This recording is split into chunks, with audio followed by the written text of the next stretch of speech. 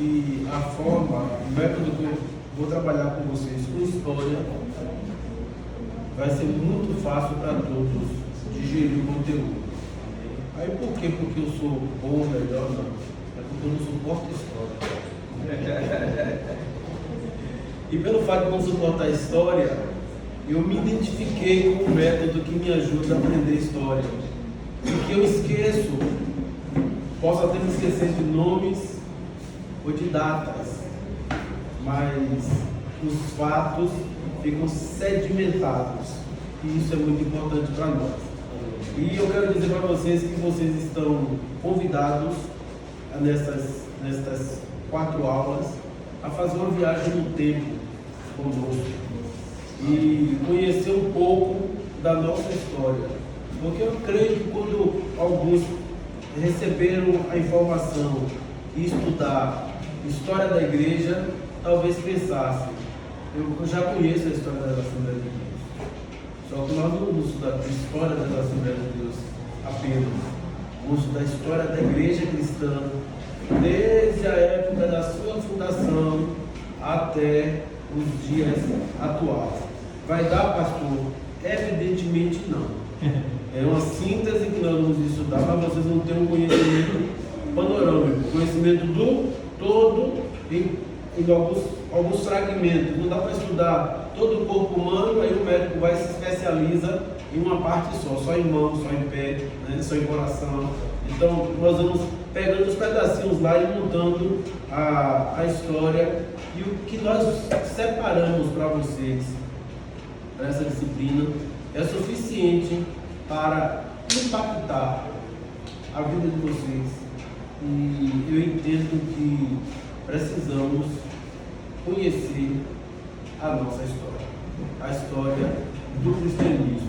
E é por isso que nós estamos aqui nesta noite e sejamos muito bem-vindos.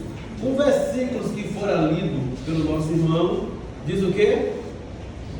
E fazer discípulos, orando no Pai, do Filho e do Espírito Santo. Toda a nação.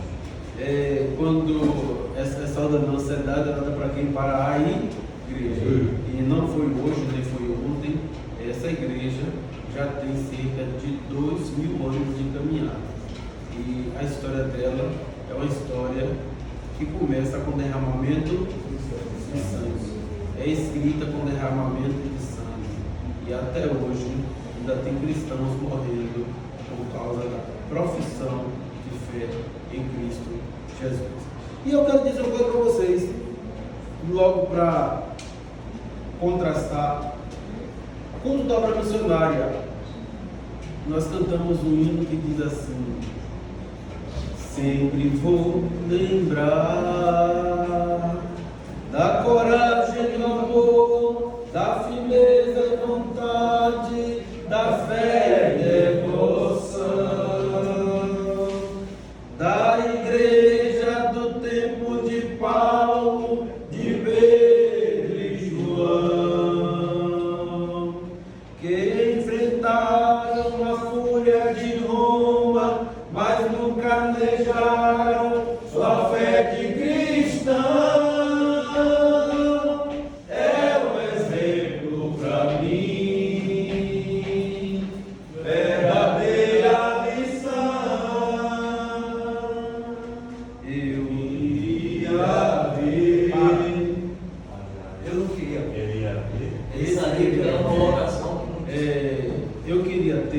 Ficaria muito melhor colocado do que eu queria ver, porque as pessoas pagavam altas multas para ver o espetáculo de mulheres cristãs, idosas cristãs, homens cristãos, grávidas cristãs, tentando se safar da fúria dos leões, querendo subir nas paredes, fugindo, correndo.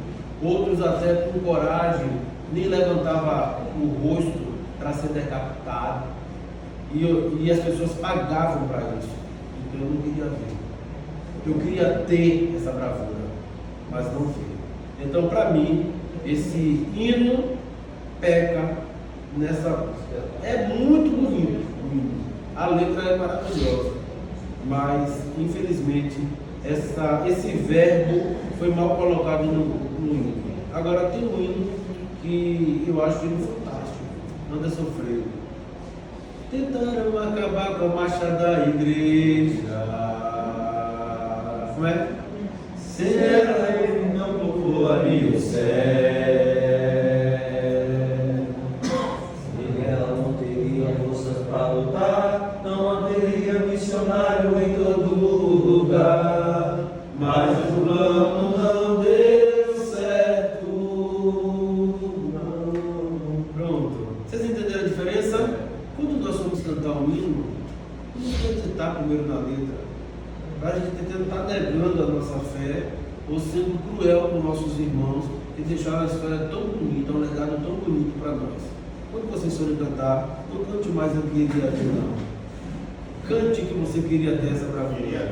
Agora, se você não quiser sofrer, viver esse sofrimento, também não cante, não, porque isso atrai, tá? Então, paz, irmão, história desta vez da igreja. Tem historiadores que estudam a história geral da humanidade. 4 anos de faculdade, fazendo só história, e ali ele estuda a história desde a era primitiva até a era moderna, a era atual. E quando se estuda história, olha para cá, massificando o conceito de história, se cair na prova, história, nós estudamos para conhecer o passado, entender o presente e melhorar o futuro. Esse é o melhor conceito de história que eu encontrei. Conhecer, entender e melhorar o futuro.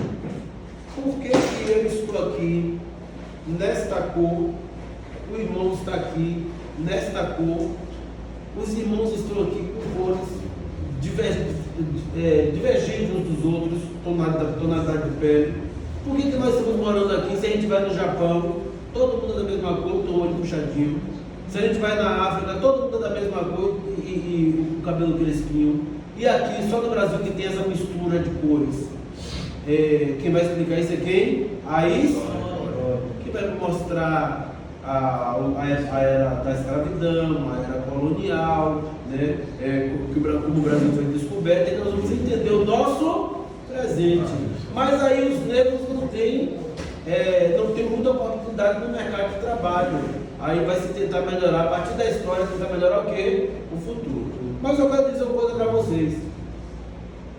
A Bíblia traz alguns textos.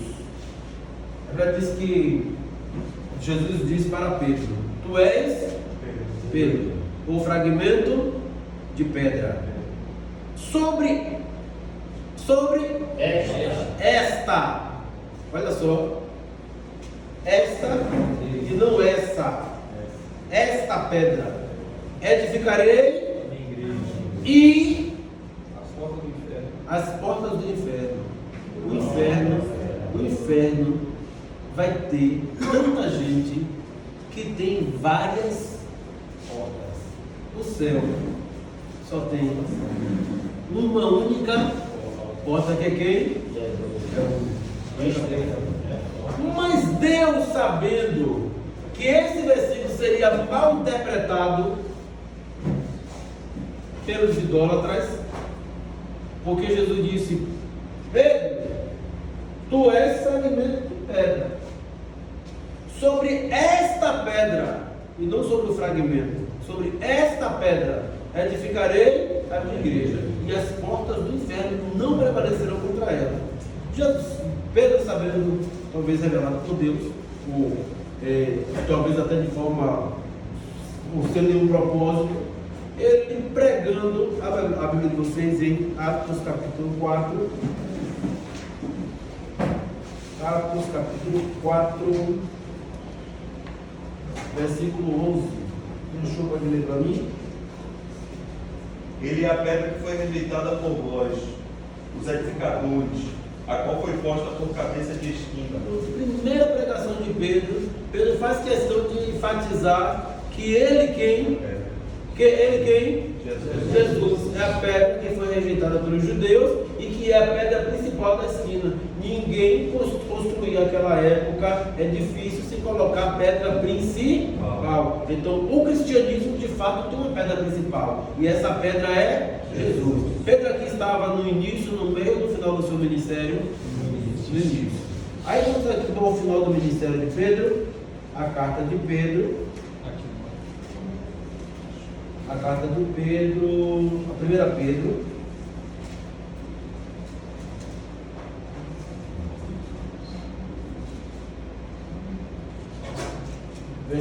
capítulo 2, versículo 6, 7 e 8. Quem puder ler para mim, 1 Pedro 2, quer dizer, Pedro já estava agora avançado em idade e agora estava escrevendo uma carta para deixar o seu legado para a igreja. E no final ele encerra praticamente o seu ministério também afirmando, leia para mim. Por isso também na Escritura se contém: eis que ponho em Sião a pedra principal da esquina, eleita e preciosa, e quem nela crê não será confundido. E assim para vós, os que credes, é preciosa, mas para os rebeldes, a pedra que os edificadores reprovaram, essa foi a principal da esquina, e uma pedra de tropeço e rocha de escândalo. Mas vós sois a geração eleita, o sacerdócio real, a nação santa, o povo adquirido, para que anuncieis as virtudes daquele que vos chamou das trevas para a sua maravilhosa luz. Então Pedro sempre entendeu que ele não era a pedra principal da igreja. E quem é que diz isso? Que ele é a pedra principal da igreja?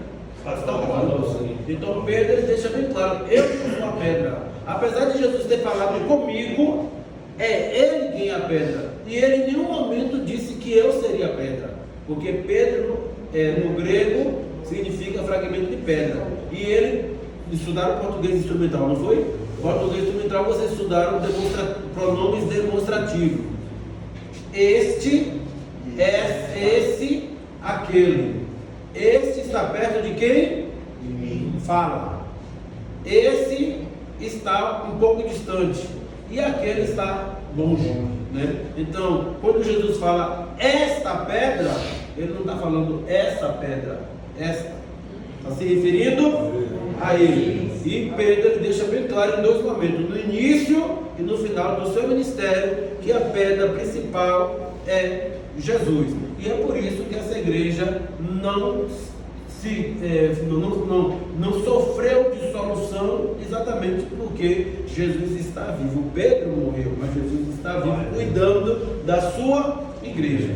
Amados, nós temos aqui um choque de realidades. Nós temos aqui cães devorando a pessoa viva. Aqui é cães, aqui são leões. Aqui são cães, né? Os cães, leões aqui, vendo o que vai sobrar dos leões. Aqui nós temos pessoas sendo o quê? Crucificadas. Algumas crucificadas em cruz, outras em estacas, não é isso? Outras com os braços para trás, outras de cabeça para baixo, outros cruzados, né? Outros amarrados, recebendo açoites, né? Vários sofrimentos. E aqui estão os que queriam ver.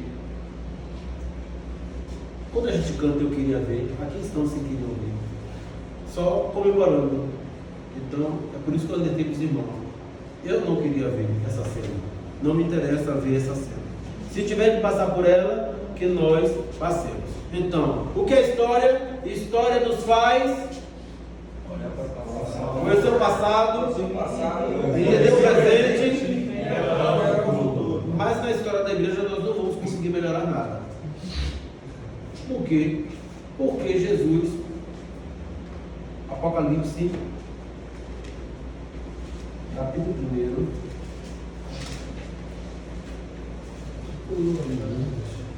Quem achou, pode ler. Capítulo 1, versículo 19. Escreve as coisas que tens visto, e as que são, e as que depois destas vão te acontecer. Existe aqui alguma possibilidade de mudança na história da igreja? Escreve as coisas de visto, as que são. Então, meu irmão, completa agora com o versículo 20.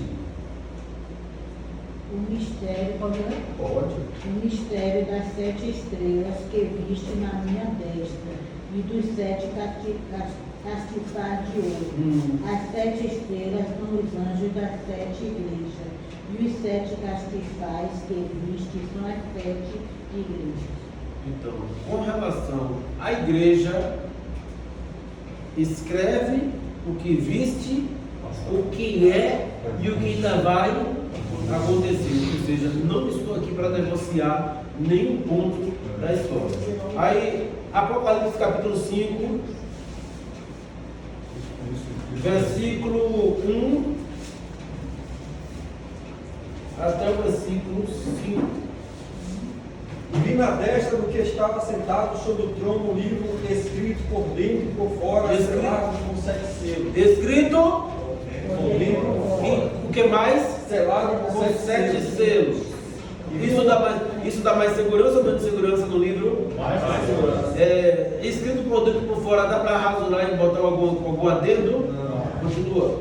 E vi um anjo forte, bradando com grande voz, quem é digno de abrir o livro e desatar os 7 selos.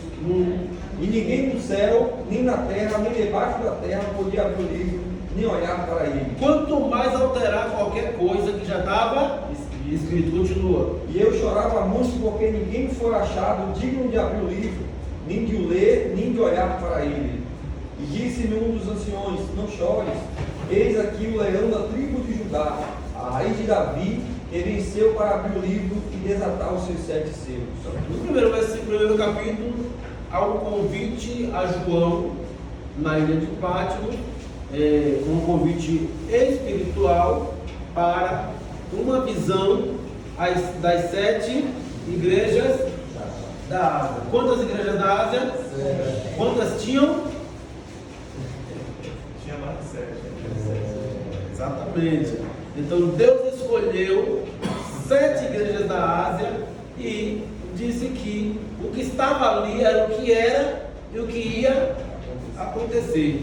Mas depois da visão das 7 igrejas, termina Filadélfia e Laodiceia. Em Filadélfia, Jesus diz assim: eis que venho, guarda o que tem para que ninguém tome a tua coroa. Como guardaste a palavra da minha paciência, também vou guardar da tentação, que advir sobre todo mundo, sobre todo mundo para tentar os que habitam na terra. Então, nessa sexta igreja, nós já vemos o que? A volta de Cristo e o que mais? A grande tribulação. Né? Então, amados, então, nesse contexto aqui, a voz que falava com o coronel de Pátimo diz assim, ó: sobe. Ou seja, ele não já estava sobrevoando? E por que sobe? Porque ele estava sobrevoando as igrejas da Ásia. Quando disse sobe aqui, era porque agora ele disse que aí ele levantou os olhos e viu uma porta aberta dos céus. Aí ele entra. Vocês entenderam agora? 2 etapas marcam a revelação do Apocalipse. A primeira etapa, do capítulo 1 até o capítulo 4, quando o anjo, a voz que falava com ele, levou ele para ver, para ter uma revelação do que estava acontecendo em 7 de tantas outras igrejas da Ásia. Por que eu estou dizendo de tantas outras? Porque Tessalonicenses ficava na Ásia e ela não está aqui incluída. A Galácia ficava na Ásia, ela não está aqui incluída. Vocês entenderam? Então, Deus escolheu a ponto de dedo quais, na sequência, ele queria que fosse relatada. Depois, termina com a volta de Cristo nas 2 igrejas, tanto Filadélfia como Laodiceia. Laodiceia diz que porque eles eram mornos, ia vomitar da boca. E aí depois Deus abençoe. Aí depois vem esse chamado lá para cima. Só que quando ele chega lá em cima, o que acontece? Ele vê a glória, vê o trono, vê o arco atrás, ele vê tudo de glorioso que existia diante de Deus. Mas para continuar a revelação era necessário que desatasse os 7 selos. E aí o anjo clamou que ninguém era digno, nem no céu, nem na terra, de abrir os 7 selos e ainda ler o que nele estava escrito. Mas aí um dos anciãos, quem são os anciãos, irmãos? Seres espirituais que estão lá à disposição de Deus. Irmãos, Deus me mostrou aqui um ancião aqui na igreja, mentiroso.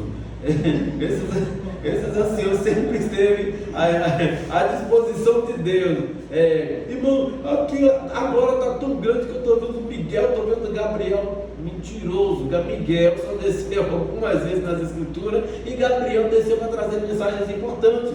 Anjos, sim, estão à disposição de Deus para servir em favor dos homens. Mas esses anciãos estão lá. Disse o ancião: não chores, eis aqui o leão da tribo de Judá, que foi morto para abrir o livro e desatar os seus 7 selos. Aí ele começa, ó, desata o primeiro cavalo branco, desata o segundo cavalo vermelho, desata o terceiro cavalo amarelo, desata o quarto cavalo preto, desata o quinto, aí vem outras coisas, desata o sexto, quando desata o sexto, que vai desatar o sétimo, 7 trombetas.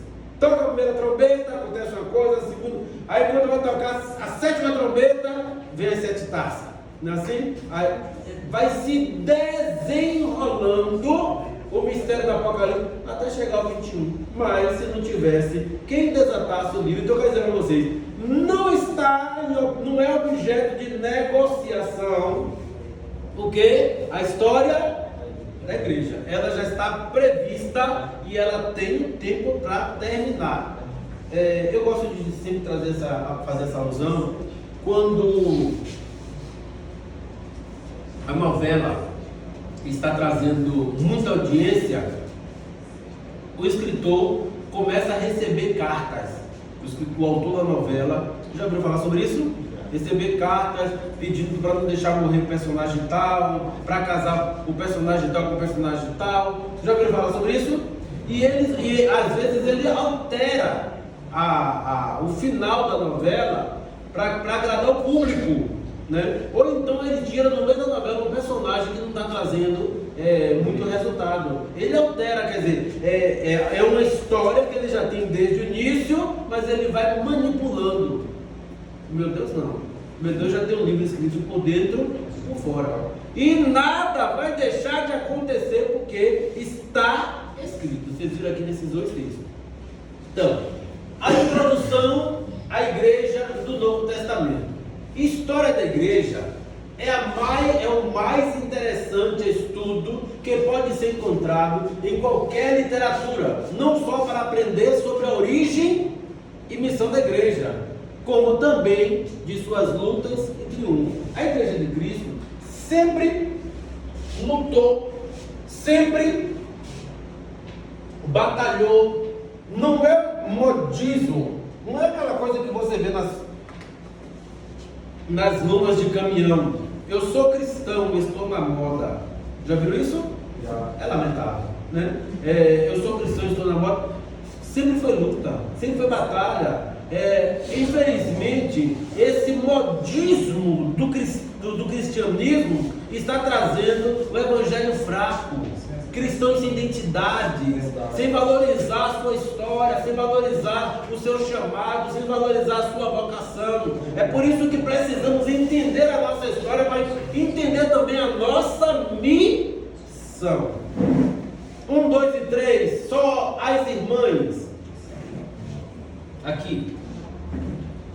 A igreja é a instituição pela qual Jesus Cristo deu sua vida na cruz. Sim, aí, esta foi a única instituição que Jesus deixou. Qual é o nome? Assembleia de Deus de Amor Batista. Jesus não deixou razão social nem nome de fantasia. ele disse que estava deixando um povo escolhido, né? Inclusive, ele chama esses discípulos, e os discípulos, certa vez, quando vê um grupo evangelizando, quer proibi-los, porque não queriam proibir, porque não andavam com Jesus.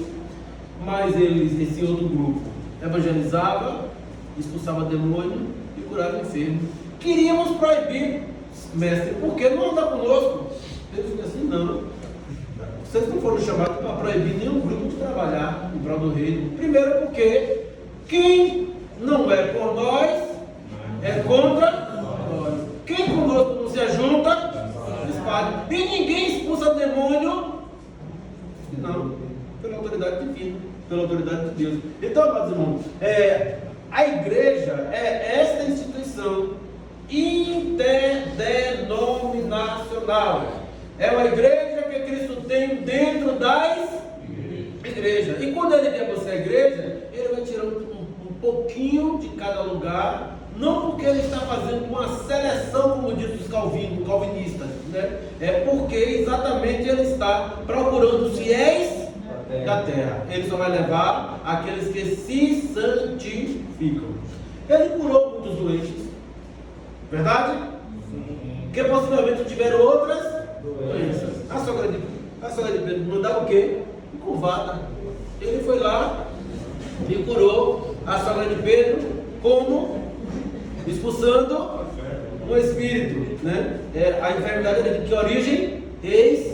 Espiritual. Ele libertou-a. A febre foi. A outra foi demônio mesmo. essa foi. A de Pedro foi. A sogra de Pedro foi febre. Ele curou a sogra de Pedro e curou a mulher também que andava encurvada. Essa mulher que andava encurvada, ela só precisou de uma libertação para ser o quê? Curada da doença espiritual. Mas Jesus também curou pessoas que tinham problemas no corpo físico. O problema não era no espírito, o problema era no corpo físico. E ele curou, e curou de diversas formas. Então, essas pessoas, será que depois não tiveram outros problemas? Voltando aqui à sogra de Pedro, ela ficou febril, talvez uma febre que não passasse, né? Será que depois de Jesus ter curado, ela nunca mais teve febre na vida? Certamente teve. Então, é isso que nós precisamos entender. Ele curou muitos doentes que não tiveram outras doenças. Envelheceram, morreram. Lázaro foi ressuscitado, mas depois voltou o quê? A morrer. O filho da viúva de Naim também ressuscitou a muitos que voltaram a morrer. Porém, o único que permaneceu foram os seus ensinos, deixado para a instituição da qual ele falou que o inferno não prevaleceria contra ela. Isso demonstra o lugar que a igreja ocupa no coração do Salvador. O que foi que Jesus deixou escrito para nós? Quantas linhas Jesus escreveu? Só que com o passar do tempo, irmãos, vocês estudaram isso em bibliologia. Com o passar do tempo, houve a necessidade de registrar o legado de Jesus, porque as pessoas que foram testemunhas ocular começaram o quê? A morrer. E aí queriam deixar um legado de Cristo para a posteridade. Então começou a surgir a ideia. De quem foi que surgiu a ideia? Quem lembra? Bibliologia.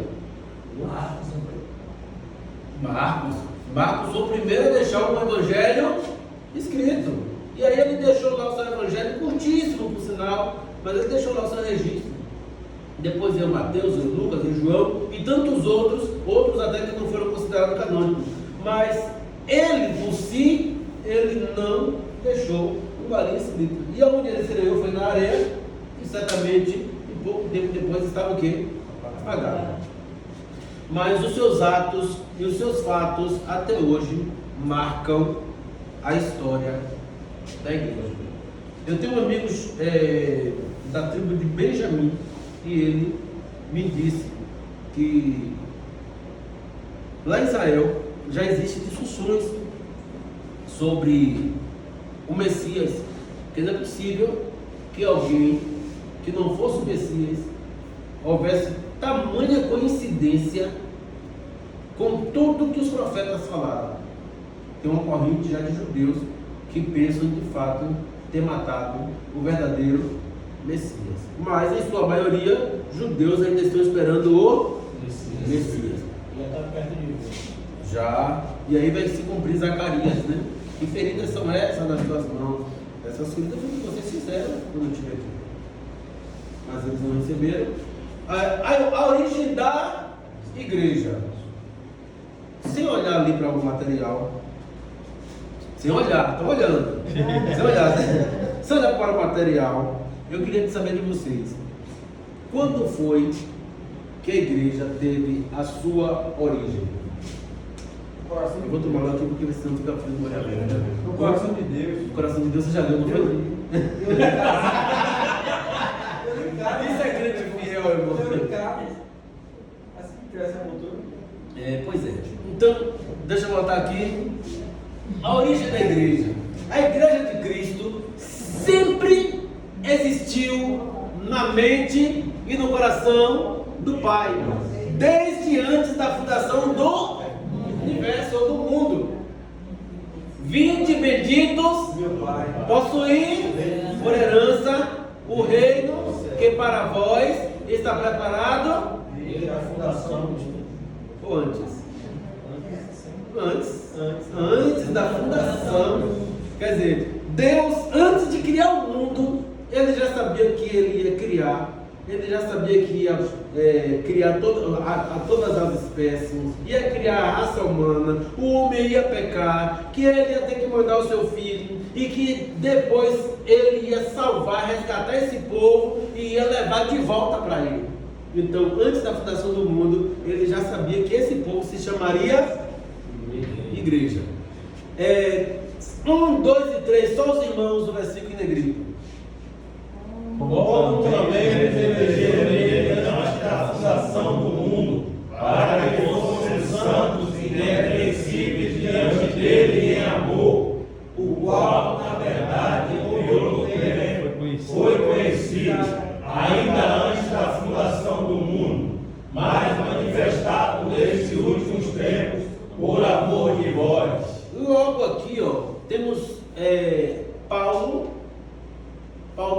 com profundidade falando que a nossa eleição, é isso que os calvinistas não entendem. A nossa eleição aconteceu antes da fundação do mundo. Mas Deus não elegeu você e reprovou ele. Não elegeu você e reprovou a mim. Ele elegeu a igreja. Ficou claro?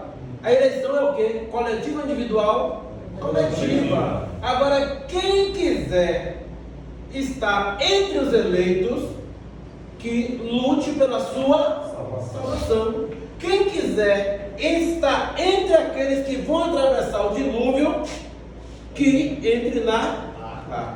Ficou claro? O livre-arbítrio, Deus não força, Deus não criou máquina, não força ninguém a nada.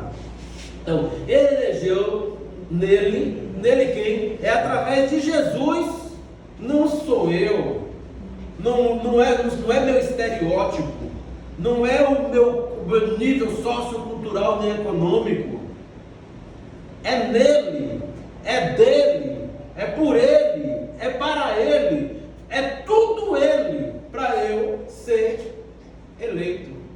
Aí vem Calvino, eu acho que nesse dia ele faltou arejar a mente, e aí ele começou a dizer que os eleitos, né, que Deus já sabia que ele queria salvar.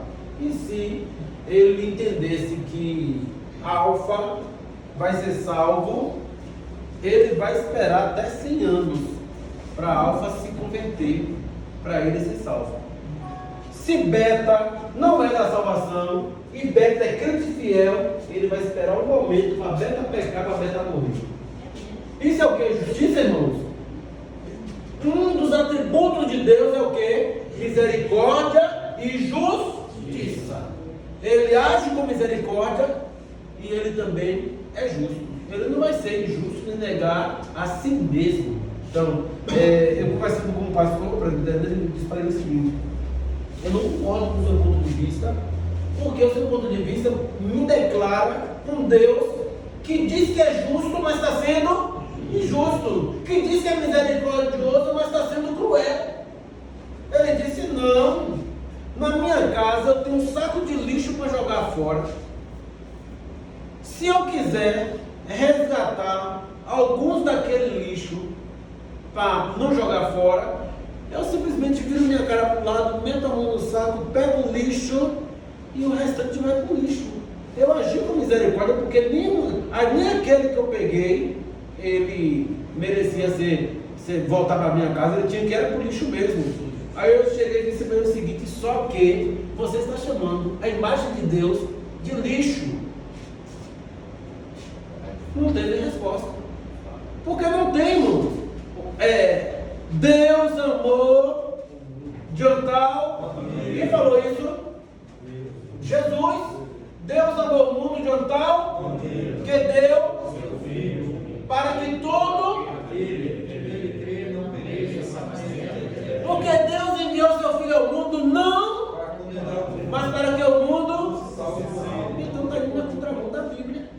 Aí fica Calvino brigando por um lado, Arminio brigando por outro, no final das contas os dois morrem, fica aquelas igrejas se gladiando, ainda defendendo o ponto de vista de um e de outro. Vamos defender a Bíblia, a história da igreja. Ele nos elegeu antes da fundação do mundo, para que fôssemos santos e irrepreensíveis diante dele em amor. Senão não vale a pena, em vão estarmos aqui, se a gente não tem certeza que vai ser escolhido por Deus. E qual é o critério? O critério é o que? Santificação. Mas quando se trata do calvinismo, qual é o critério? Porque os prometiam. Qual o critério? Os critérios ficam vagos. Paulo diz isso.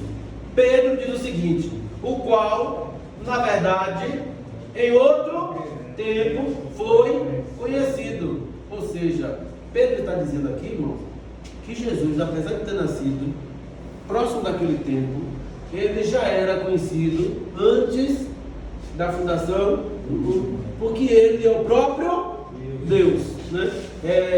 Mas manifestado nesses últimos tempos por amor de vós.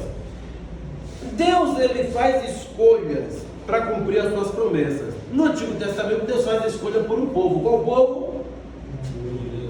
Qual povo? Os judeus. E ele tira Abraão do meio de um povo idólatra para formar uma nação. Onde foi que nasceu a nação de Israel? Nasceu da cultura que eles compartilhavam, que era comum, nasceu do idioma que eles falavam, da forma de vestir, do cardápio. Qual foi o critério para unir esse povo? Deus faz questão de passar na cara de Israel: ó, eu te escolhi porque eu te amei. Vocês não eram nem povo, e era talvez o menor, mas Deus vai faz o quê? Chama Abraão, um casal sem filho, prometendo ser uma grande nação. Me parece que vai tudo na contramão. Uma grande nação para um homem de 75 anos e uma mulher de 65, que ainda estava em tempo de formar uma grande nação. E Deus faz, porque Ele é Deus. E aí Ele cria o seu povo, e através do seu povo Ele vai se fazendo conhecido. Mas só que o povo era um povo obstinado. E esse povo obstinado, Deus, ele dizia: eu vou levantar outro povo. Eu vou levantar um povo que vocês não conhecem. Na cabeça de Israel, para e pense, o que é que passava assim naquela cabeça? Por quê? Israel era uma nação que ocupava um território geográfico. De repente, Deus, ele, aborrecido com as atitudes de Israel, disse que vai levantar outro povo. O que passava na cabeça de Israel? De repente, Deus vai chamar os fenícios, os filisteus, os egípcios, os moabitas, os amonitas, ou vai criar um outro povo a partir de uma outra pessoa, como ele fez com o nosso pai Abraão. Talvez isso passasse na cabeça de Israel. Mas na cabeça do diabo, o diabo nem imaginava que era a igreja. Porque era o quê? Um mistério. E Deus Deus mesmo dizendo, eu vou levantar outro povo que vocês não conhecem, e eles vão me adorar em espírito e em verdade. Em outro texto diz assim, e vou dar um coração de carne e não um coração de pedra. Chamando quem de coração de pedra? Israel. E quem é que tem esse coração de carne, irmãos? Eu e você, quebrantados no espírito, né? Amolecidos, empáticos com o outro, com o próximo, capazes de jogar tudo para cima e sair pregando o evangelho em toda a criatura, para testemunho de toda a gente. Então, esse novo povo de Deus, a igreja, surgiu dentro do antigo povo e como cumprimento das profecias do Antigo Testamento. Ao princípio, a igreja é considerada como uma seita do judaísmo. Mais uma vez, eu quero que vocês relembrem. Existiam algumas seitas dentro do judaísmo. Quais eram elas? Fariseus, saduceus, escribas, digamos que eles também tinham sua parcela de seita também, porque um grupo que aonde passava as pessoas tinham que reverenciar, estava recebendo glória para si. Samaritano. Na verdade, nós chamamos esses grupos de grupos religiosos, né, da época. Mas não deixava de ser o quê? Uma seita do judaísmo que acreditava no judaísmo sob um ponto de vista particular. Fariseus não acreditavam nos anjos e não acreditavam no mundo espiritual, né? Os saduceus acreditavam. Os saduceus não acreditavam. Os fariseus acreditavam. Os saduceus não acreditavam em ressurreição de mortos. Os fariseus acreditavam. Então eles todos seguiam o judaísmo, mas cada um sob o seu ponto de vista. Hoje nós temos um cristianismo, mas cada um vai seguindo conforme o seu ponto de vista. Um guarda o sábado, outro bota o véu, né? Outro diz que Deus só quer o coração, e cada um vai seguindo conforme o seu ponto de vista. Vamos ver quem é que vai chegar lá. Esse é o problema. Então, ao princípio, a igreja era considerada como essa seita. Só que essa igreja vem através de Jesus Cristo, homens que particularmente alguém diria não tem cultura, porque ele veio de... Não, vamos lá. Ele veio de Nazaré. Lembra que Natanael foi evangelizado por Filipe? E quando Filipe disse assim, encontramos o Messias. Aí ele disse assim, mas pode vir alguma coisa boa de Nazaré? Nunca vi nem profeta sair de lá, quanto mais o Messias. Mas foi exatamente de lá que saiu o Messias. Então, de Nazaré já se questionava, né? Como é que o presidente da República vai sair de São Caetano? Estou dizendo comigo, porque eu quero ser daqui de Cajazeira hoje. Eu não vou dar um exemplo daqui, né? Lembra, Clécia? Mas assim, era exatamente isso que se falava. Uma seita do judaísmo, mas só que esse nazireu, Nazareno, obrigado, irmão. Esse Nazareno, ele pregava, e depois da pregação tinha, para alguns era um espetáculo, né? Não é assim que a Internacional da Graça de Deus chama show da fé, né? Não é show de milagres. Então, os milagres aconteciam e isso atraía a multidão. Então, era uma seita, se eles considerassem como seita, era uma seita diferente, onde os sábados eram disputados nas sinagogas e agora não precisava mais eles disputarem entre si, porque agora Jesus, onde chegava, atraía toda a multidão, e aí até eles iam para fazer o quê? Espionar. Então, a princípio é considerada, a igreja cristã é considerada dentro do judaísmo. A igreja é formada dentro de Israel, ou seja, a segunda aliança é formada dentro da primeira. ela quem? A igreja é o corpo de Jesus Cristo neste mundo. Ele é o cabeça, está lá em cima. E a igreja dele está aqui embaixo. O organismo vivo que anda para todo lugar, levanta a cabeça, não é assim? Quando o seu pé vai, não leva a sua cabeça? Ou não? É dessa forma, irmão. Então a igreja de Cristo vai na África, leva quem? Jesus. Vai na Ásia, leva Jesus. Vai nas Américas, leva Jesus. Nós somos o corpo, ele é a cabeça. E seus símbolos, quais são os símbolos da igreja?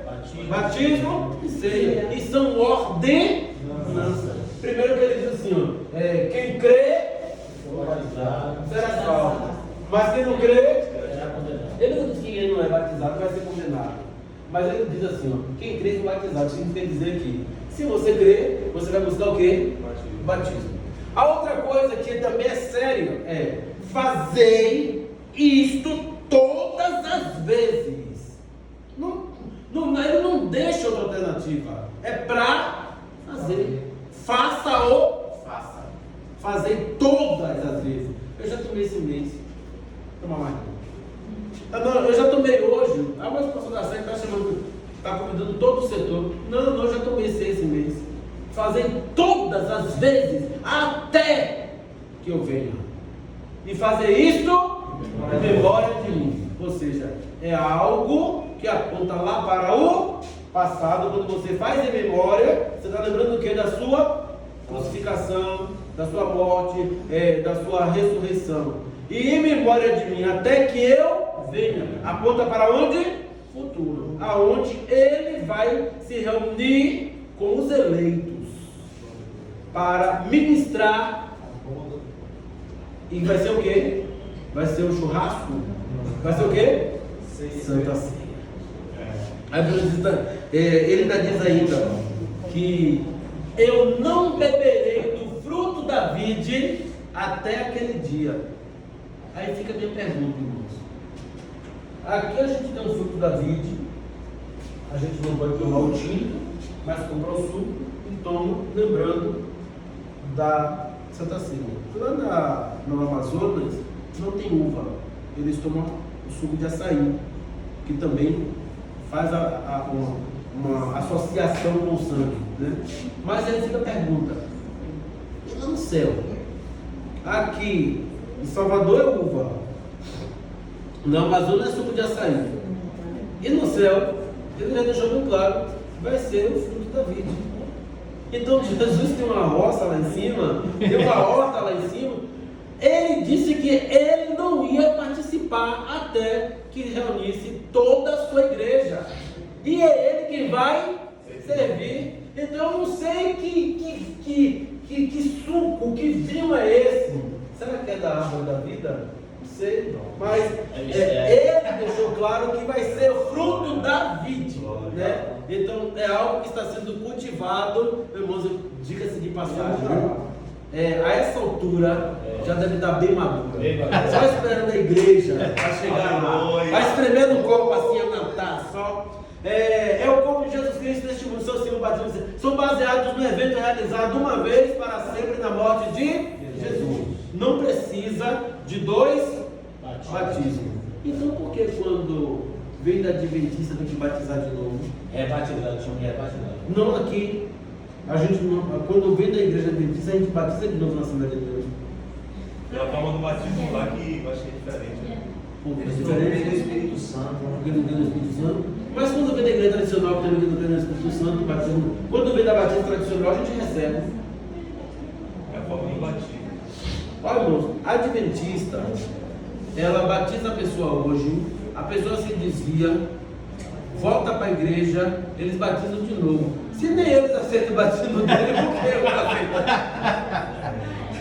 Se nem eles aceitam, por que eu vou aceitar o batismo deles? Então tem que batizar de novo. Eles não gostam de ouvir isso, mas infelizmente ela é o que? A igreja universal. Não está presa em território geográfico. Ela está espalhada pelo mundo. Sem nenhuma base em raça ou cultura. É preto, é branco, é rico, é pobre, é culto, é idoso, é de todos os continentes. Aonde tiver alguém que que abra o coração para Jesus, Jesus elege essa pessoa para ir morar no céu. Pode ser perfeito nas suas condições físicas e pode ser imperfeito até no seu pensamento. Mas o próprio Jesus disse assim: eu não abro mão de nem, porque nem os loucos errarão esse caminho, eles vão entender, né? E Jesus traz uma palavra dessa bem sábia para nós.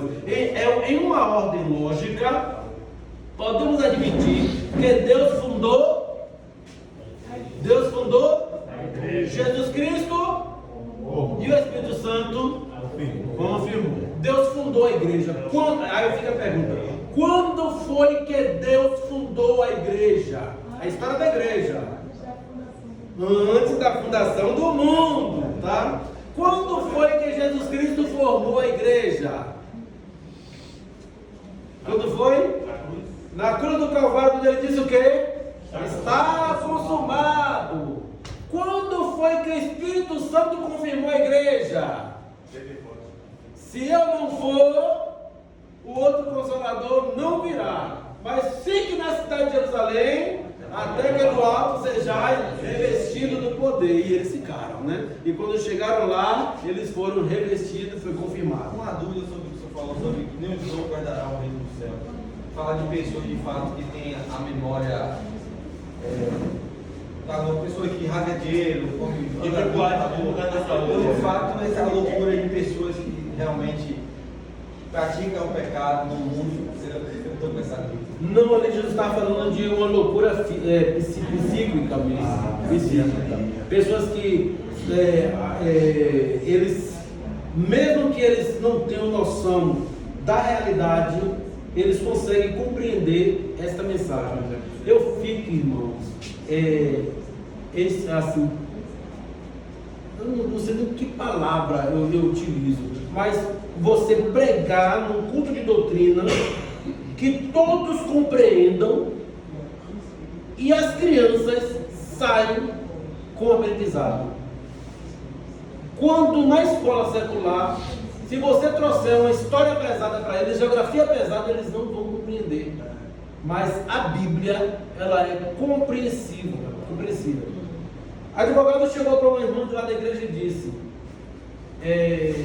eu não entendo como é que vocês às vezes ficam assoletrando para ler a Bíblia, depois que para de ler, pega o microfone na rua e começa a ensinar um bocado de coisa que vocês leram e que nem eu entendi o que vocês leram.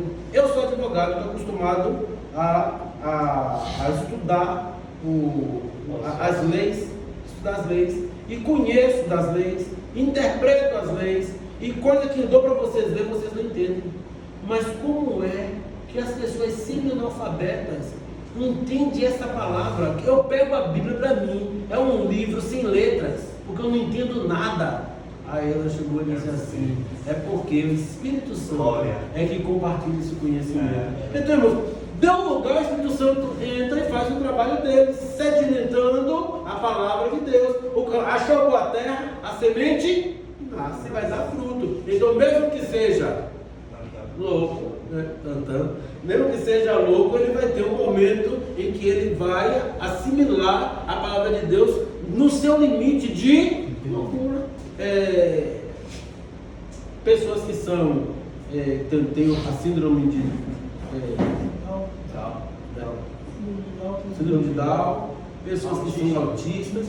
Lá na congregação que eu estou pastoreando agora, eu tenho um autista que ele trabalha fazendo missões nos sertões e prega de uma forma que às vezes eu troco o auxiliar da igreja para ver ele pregando.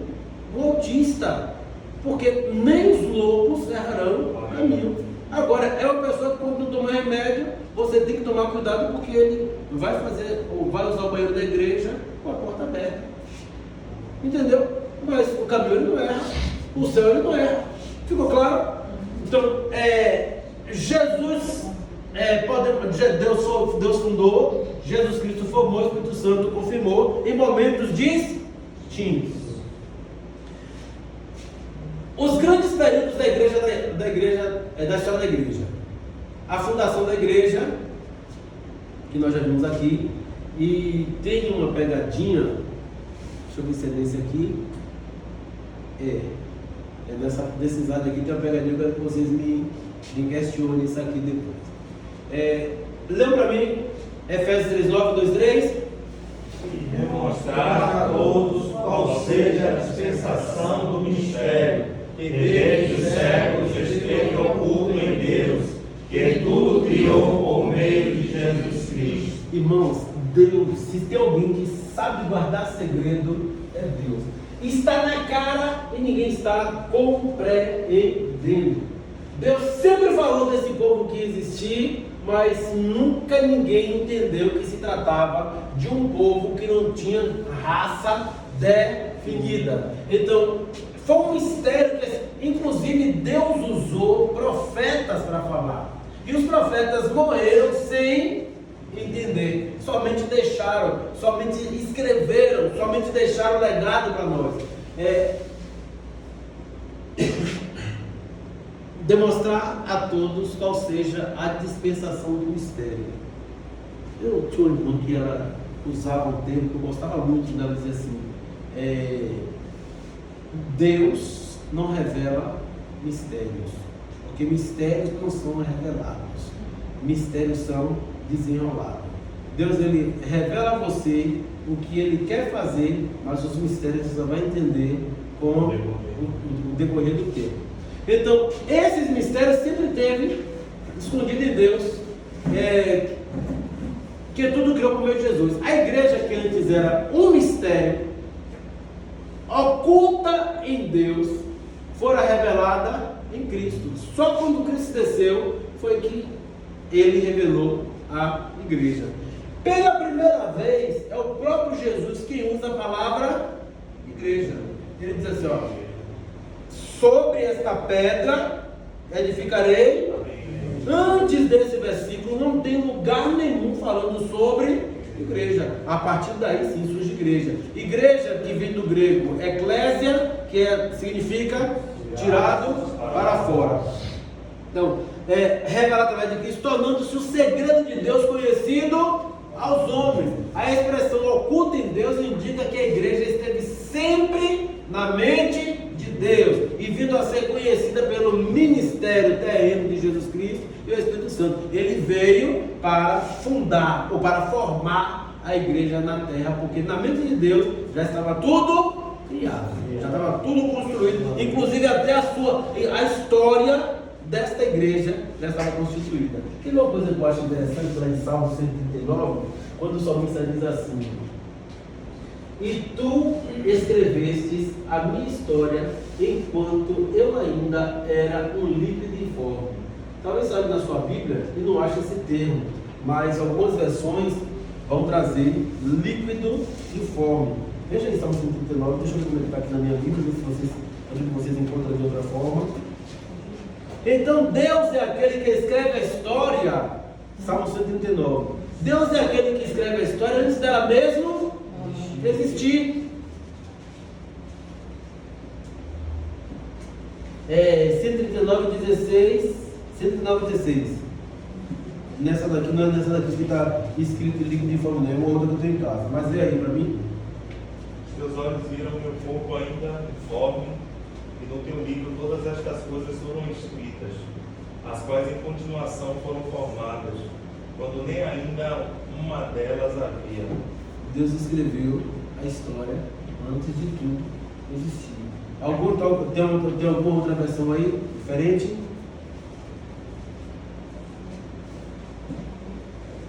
Eu tenho uma versão que ela diz assim: Deus, enquanto ainda era deixa eu ver se eu acho um líquido informe, e quando era líquido informe, é coisa, irmão, quando ainda nem o óvulo foi o que? Fecundado. Então Deus, ele já escreve a história: olha, é fulano que vai vir, os outros podem morrer, podem perder velocidade, porque como é esse nome?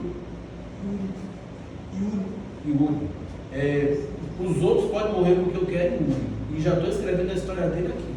É assim que Deus faz, trabalha antes que qualquer